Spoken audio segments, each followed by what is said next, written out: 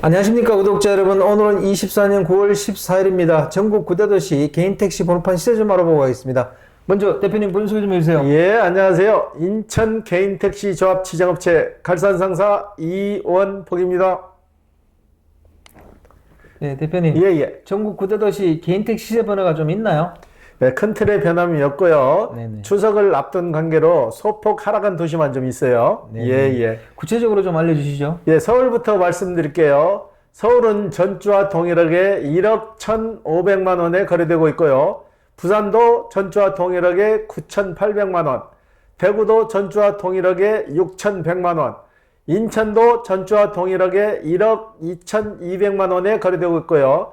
광주가 100만 원 정도 하락했는데요. 전주 대비 100만 원이 하락해서 1억 3,900만 원에 거래되고 있습니다. 대전도 전주 대비 200만 원이 하락해서 1억 3,900만 원에 거래되고 있고요. 울산은 9,700만 원, 세종시는 2억 2천만 원, 제주도만 소폭 상승했습니다. 요즘 제주도 같은 경우는 관광 시즌이라 택시 수요가 많이 몰리는 관계로 소폭 상승했는데요. 전주 대비 300만 원이 상승한 1억 6,500만 원에 거래되고 있습니다. 네, 대표님. 예. 서울은 전주와 거의 동일한 시세를 유지하고 있는데 그 이유가 있나요? 지금 명절 전이잖아요. 네네. 명절 전이기 때문에 명절 전에까지는 큰 폭의 등락폭이 없이 오다가 명절이 지나면 이제 좀 본격적으로 거래가 시작되는 거예요. 개인 택시 가격도 명절이 지나면서 소폭 상승할 거예요. 네네. 해마다 보면은 이 시점이 가장 공교롭다고요. 네. 명절에는 매매가 명절 쇠고 판단 쪽이 많아요. 네.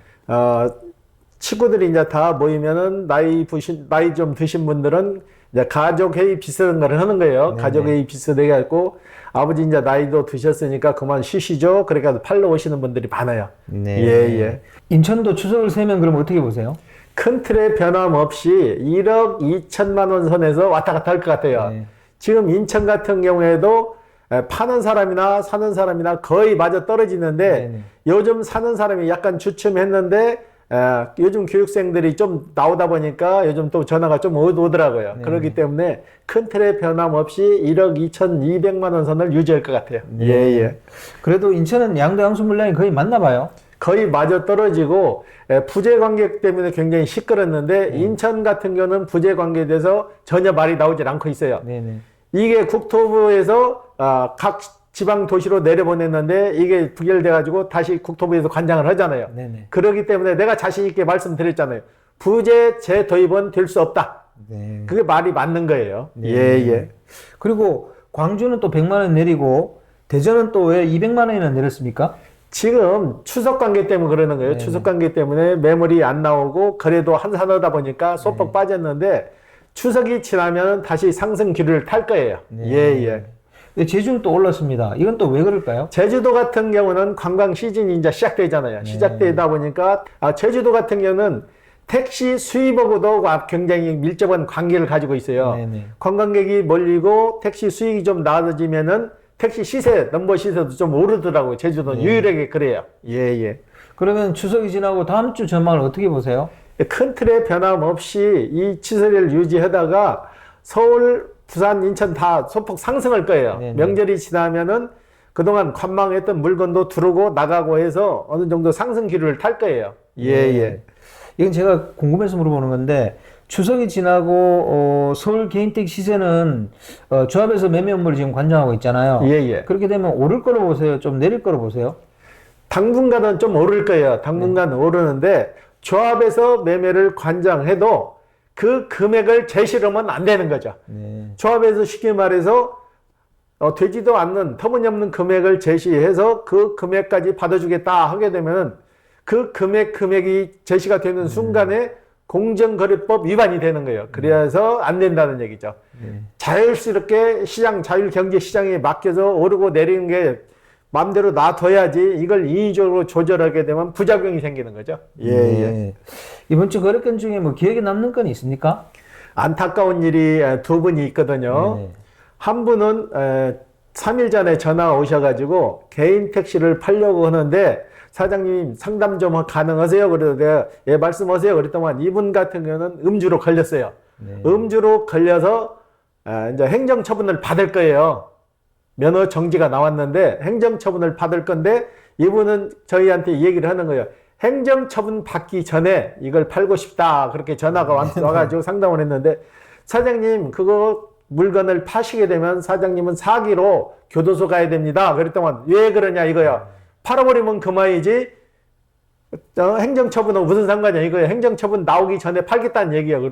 행정처분 받은 상황에서는 팔 수도 없는 문제고 운전 경력 증명서를 발급받으면 거기에 음주 딱 뜨기 때문에 그건 안 됩니다. 그리고 매매 자체도 안 되고 설령 이게 매매가 돼서 제3자에 넘어가도 그 면허권이 죽어버리기 때문에 사장님은 사기죄가 성립되기 때문에 안 되니까 팔 수 없습니다. 그러니까 제 말을 못 믿어가지고 또 우리 직원한테 또 전화가 왔어요. 우리 사무실에서 택시 파는 직원이 한 5명 되다 보니까 이분들한테 다 전화가 와서 다 물어본 거예요. 다 똑같은 거죠. 답은 음주로는 행정조치를 받으면은 면허권 취소됩니다. 하니까 그분이 이제 그러면 어떻게 하냐고 그래서 그러면 사장님 행정조치 변호사를 사서 진행을 하신다 그러더라고. 변호사 사봤자 100대 0입니다. 음주에 대한 것은 관대함이었고 사장님은 술 드신 거에 대한 처벌을 받기 때문에 차만 팔 수 있습니다. 면허권은 다시 환수돼서 지자체로 넘어가서 면허권은 없어지는 거고 그 차량만 부활해서 자가용으로 팔 수 있습니다. 그리고 제가 설명을 해드렸는데 이분은 저희 사무실에 한번 찾아오신다 그러더라고. 그래서 찾아오실 것도 없고 사장님 시간만 낭비되니까 오지 마시고 기다리셔갖고 행정조치 받는 게 방법입니다. 그러니까 변호사를 극극 사가지고 진행하신다고 그러더라고.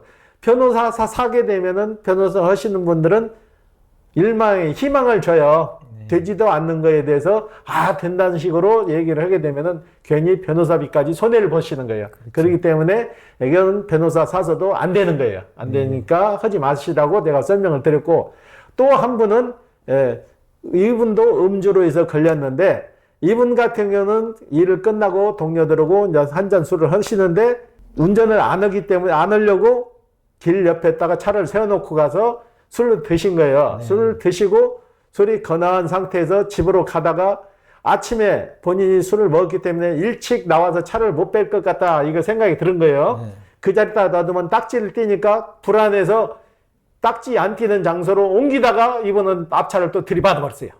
들이받았는데 공교롭게 또 112가 그 순찰을 하다가 그걸 봐버렸어요. 봐가지고 음주 측정을 해가지고 바로 이분도 면허가 취소됐는데 이분 같은 경우는 그냥 차를 놔두고 딱지를 하나 띄었으면 됐는데 딱지 띄기 싫어서 안전한 장소로 술 드신 상태에서 옮기다 그렇게 된 거예요. 그러니까 음주는 절대 해서는 안 되는 게 개인 택시예요.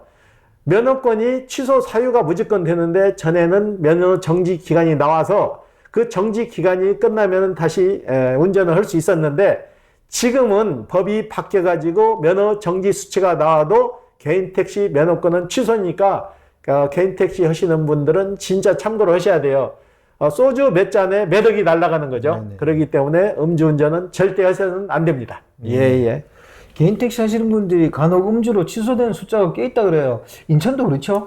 그러니까 해마다 줄기 때문에 열 몇 대씩 거의 한 20대 수준이 음주로 죽는 거예요. 음주나 성추행으로. 그래서 자연 감소가 되는 거예요. 예. 그러니까 개인 택시 대수 이렇게 보다 보면 조금 줄어드는 게 아마 그게 음주일 가능성이 높다는 거냐, 그죠? 그렇죠. 음주나 성추행이고 지방 도시 같은 경우 대수가 줄어드는 것은 택시 수익이 인구 감소돼서 택시 수익이 안 되니까 지자체에서 감찰을 하는 거죠. 그분이 택시 하시던 분이 돌아가시면은 그걸 다른 사람이 해서 다시 양도양수를 못 하게 막고 적정 금액을 보상을 하고 그걸 감차해서 없애는 거죠. 그래서 택시 수가 늘어나진 않고 줄어드는 거고, 그 다음에 도시가 개발돼서 신도시가 들어서게 되면은 인구가 좀 늘어나죠. 늘어나면은 인구 비례 법인 택시, 개인 택시 대수를 따져가지고 증차를 해주는 도시도 좀 있어요. 세종시가 그런 단적인 예죠. 그런 도시도 있어요. 증차가 되는 도시도 있다고. 예. 직업적으로 운전을 하게 되면 절대 술을 안 먹어야 될 것 같은데 왜 이런 일이 자꾸 벌어지는 거죠? 그러니까 개인 택시 하시는 분들이 거의 개인 택시를 몰고 가면은 음주 단속을 안 하니까 개인 택시 기사분들이 설마 하고 끌고 가시는 거예요. 근데 본인이 사고를 안 내고 다른 사람이 와도 사고를 내도 음주 처벌은 받는다고. 그게 문제가 되는 거죠. 본인이 잘 술 드시고 잘 끌고 갔는데 누가 신고를 해도 그게 음주로 걸린다고요. 네. 술집에서 술 먹고 그분이 차 끌고 가는 거를 누가 보고 신고를 하는 게도 있잖아요. 네네. 그러면은 경찰관이 바로 집까지 찾아가요. 찾아가서 음주 측정을 해서 거기에 음주가 나오면 취소가 된다고. 그러니까 음주 술 안 드시는 게 방법이죠. 그리고 전날 술을 많이 드시고 다음날 아침에 일 나가실 때 전날 술을 과하게 드셨다고 생각하면은 아침에 일 안 나가시는 게 방법이에요. 일 나가게 되면은 아무래도 술 냄새가 나면은 승객분이 또 신고를 해요. 네네. 그렇게 되면 피해를 보니까 개인 택시는 수로보는 아주 담을 쌓아야 돼요. 예. 또 개인 택시는 자기 관리가 철저해야 될 것 같아요. 안 그러면 그 생활 리듬이 늘어질 수 있잖아요. 그렇죠. 개인 택시 하시는 분들은 각각 연령층이 다 다르죠. 네네. 젊은 층이나 중년층이나 노년층이나 일하는 방법도 다르고 일하는 시간대도 다 달라요. 네. 본인이 얼만큼 관리를 잘하냐에서도 달라지는 거지. 며칠 전에 저희한테 와서 개인 택시를 파시고 가시는 분이 있어요. 50년생인데 이분은 법인 택시를 11년을 해서 개인 택시를 받으신 분이에요.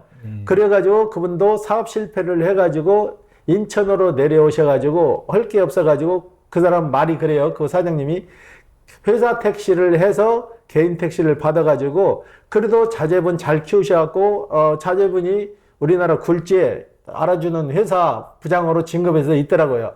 그 차는 그 아드님을 드렸어요. 면허권만 팔고 차는 전기차인데 그 아드님 앞으로 이전을 했는데 그분이 자랑스럽게 생각을 하시더라고. 내가 젊은 날 사업에 실패를 해가지고 인천에 내려와서 법인 택시부터 시작해서 무사고로 개인 택시를 받았고 지금 이 개인 택시를 팔아갖고 1억 몇천을 받았는데 이게 내 퇴직금입니다. 그렇게 얘기를 하는데 굉장히 그분은 본인이 자랑스러워 하시더라고. 그 사모님하고 같이 오셔서 얘기를 하는데 그 사모님은 그래요. 우리 신랑 그동안 진짜 열심히 일해가지고 자식 뒷바라지해서 좋은 대학교 나와서 대기업체 지금 높은 직책에 있고 따님도 잘 됐고 해서 애들 잘 키웠다. 네. 우리 신랑 그동안 고생 많이 했으니까 이제 노후에는 편안하게 살기 위해서 팔게 했다. 가족 회의를 해서 그렇게 오셨는데 저도 참 뿌듯해지더라고. 참 열심히 사셨구나 하는 게 느껴지더라고. 네. 예. 이왕 개인 택시 얘기가 쭉 나왔으니까 좀 더 물어보겠습니다. 요즘 인천에서 개인 택시 하게 되면 한 달에 얼마 정도 봅니까? 이건 제가 그 금액을 구체적으로 얘기할 수 없는 게 다 이러는 시간대하고 방법이 틀려요. 네네. 저희한테 전에 개인 택시를 사간 친구가 명절이라고 해서 선물을 좀 가지고 왔더라고요. 네네. 저하고 굉장히 형님하고 지내는데 그 친구가 그래요. 너는 요즘 얼마씩이나 버냐? 그러니까 형님 저는 이러는 방법이 일반 기사분들하고 다릅니다. 그래서 뭐가 다르는데 그런데 그 친구는 콜을 이용을 굉장히 잘하더라고. 그래서 그 친구는 낮에 아침부터 나와서 일하는 게 아니고 저녁 시간에만 일해요. 저녁에서 새벽까지 일하는데 본인은 하루에 나오게 되면은 아무리 일을 못해도 35만 원에서 40만 원 매출을 올린다 그래요. 매출로요. 네. 그래서 너 한 달에 며칠이나 일하냐? 그렇게 물어보니까 형님 저는 한 달에 한 25일 정도를 일하는데 차를 살 때 당시 빚을 내서 샀기 때문에 그 정도 일을 해야 생활비를 내고 차 살 때 빌린 돈을 일부러 변제를 합니다. 그러더라고. 그래서 너 얼마나 빚을 내서 했는데 그랬더만 5천만 원 은행 빚을 내서 했는데 네. 벌써 그 돈을 거의 다 갚았다고 얘기를 하더라고요. 그래서 건강이 제일이니까 돈도 좋지만 건강 좀 챙겨서 하라. 그랬더만은 형님 내 나이에 맞게 건강 챙겨가면서 운동을 해가면서 일해서 전혀 지장이 없습니다. 그렇게 얘기하더라고. 일부 우리 구독자 여러분 그러잖아요. 얼마 번다 그러게 되면 곧 죽는다. 네. 근데 이거는 개인이 얼만큼 체력 관리 잘하고 본인이 얼만큼 일을 루틴 있게 일을 할 수 있냐에 따라 달라지는 거지 돈 많이 번다고 해서 죽는 건 아니에요. 작년에 그 개인 택시 통계 냈을 때 1억 이상 버는 분들도 내가 몇 명 공개를 했잖아요. 네네. 그분들이 그렇게 만약에 댓글에 다신 분 말대로 죽는 지름길이라고 하면 그 사람들 10년, 20년 한 사람들 그렇게 열심히 하고 있는데 그 사람 다 죽었어야죠. 그건 아니잖아요. 네네. 그만큼 열심히 하면 벌이는 된다는 얘기예요. 네. 그동안 일 안 한 사람은 당연히 벌이가 안 되는 거고, 일 많이 하는 사람은 벌이가 되는 거죠. 네. 그걸 일률적으로 얼마나 이 얘기는 제가 말할 수가 없는 거죠. 네. 예, 예. 실제 개인 택시 하시는 분들과 얘기를 해보면 그 수입을 밝히지 않는 이유가 그걸 들으면 좀 시기를 한다는 거예요. 그래서 얘기를 안 한다 그러더라고요. 그렇죠. 누구는 얼마 버는데, 네네. 누구 자기는 그 못 벌게 되면 서로 어떻게 보면 경쟁심을 유발하는 거예요. 네네. 경쟁심을 유발해가지고 서로 무리하게 일을 하다 보면은 사고의 원인도 될 수 있는 거죠. 무사고 안전 운행이 돈 많이 버는 방법이에요. 예, 예. 오늘 인터뷰 감사드립니다. 예. 네, 구독자 여러분, 오늘은 24년 9월 14일입니다. 오늘 인터뷰 도중에 음주로 개인택시 면허가 취소된 분 얘기를 들었는데 마음이 아프네요. 개인택시 하시는 분들은 절대로 운전대를 잡는 동안에는 음주운전을 해서는 안 되겠습니다. 아예 사적으로도 음주를 안 하시는 게 좋겠어요. 자, 호화제는 다음 주에 또 다른 주제로 구독자 여러분 만나 뵙겠습니다. 안녕히 계십시오. 호호아제였습니다.